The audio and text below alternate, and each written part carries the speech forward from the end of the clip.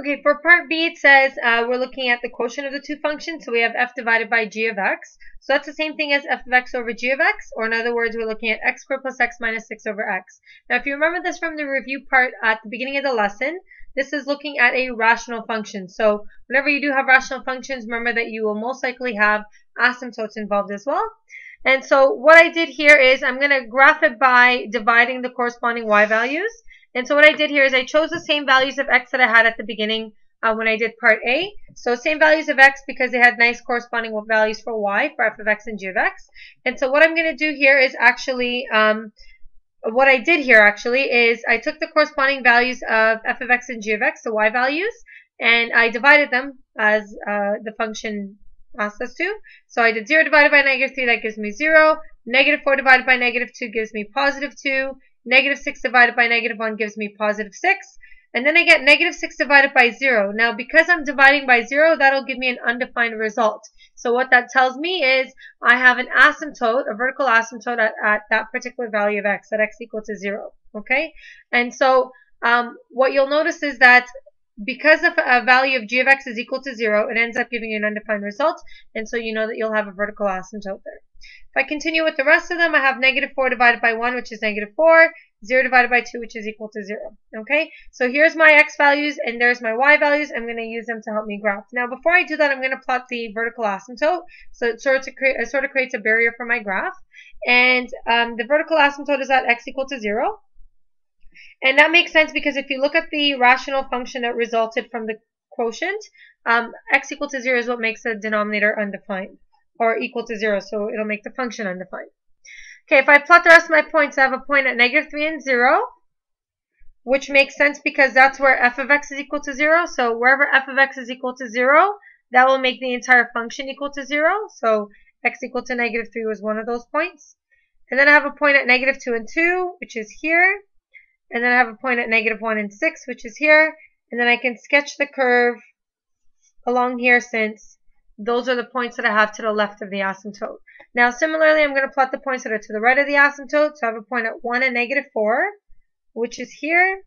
And then I have a point at 2 and 0. So that's here. And again, that point makes sense because that's where my f of x was equal to 0. Now, if I sketch this curve, it sort of goes up and to the right, kind of like this. Okay? And so there's our rational function with the vertical asymptote.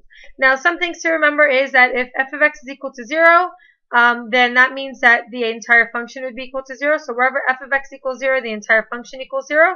And I've sort of visualized that here.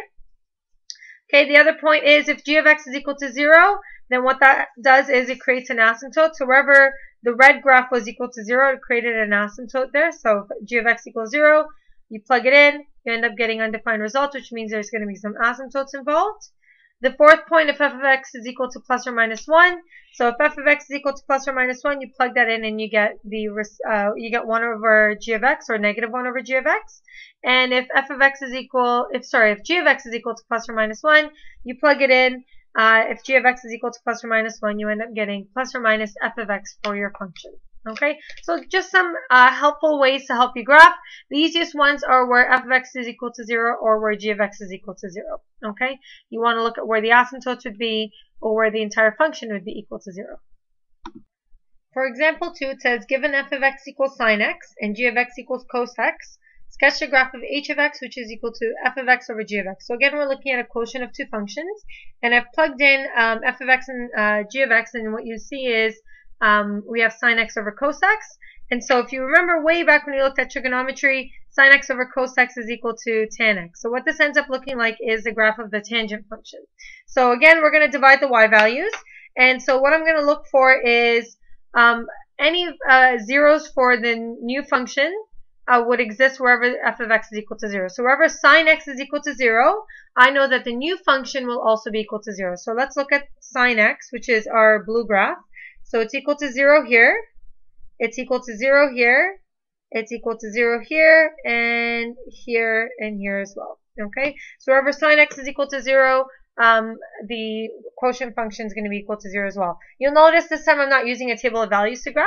I wanted you guys to see what would happen if you just do it based on the graph.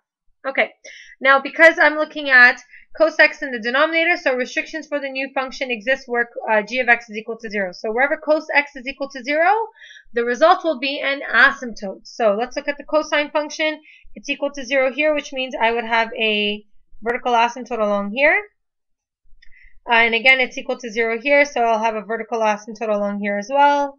And so I'll continue drawing the vertical asymptotes based on where the cosine function is equal to 0.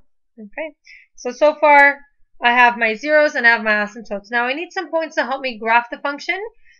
And so the easiest points to use is the points of intersection, because at those particular values of y, f of x and g of x are equal to the same amount.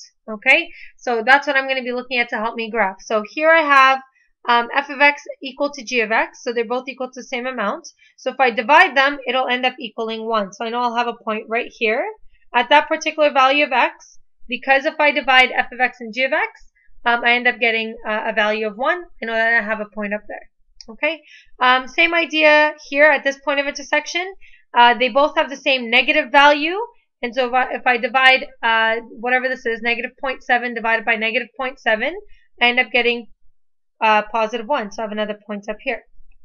Okay, and I'll look at the other points of intersection, and because this is periodic, I know it'll have the same behavior, and so they'll have a value of 1 at exactly those points. So far I know my graph sort of looks like this. So if we didn't know what the tangent function looked like, these points here would help us actually sketch a graph of it.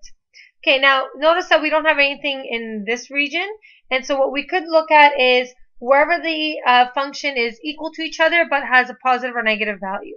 And so if I look here, somewhere in between here I can see that my y value here is 0.7 and my y value here is negative 0.7. And so if I divide positive 0.7 divided by negative 0.7, that gives me a value of negative 1. Okay, so now I know this part of the graph is going to sort of look like this. Same idea here. I have g of x is equal to negative 0.7 and f of x is equal to positive 0.7 and negative 0.7. And so if I do negative 0.7 divided by positive 0.7, negative divided by positive will give me a negative, so that gives me negative 1. And so that part of the graph looks like this. And if I can continue that pattern, I have positive divided by negative of the same amount. It's equal to negative 1. And then same idea here. I have a negative divided by a positive, and that'll give me negative 1 as well. So my graph will sort of look like this.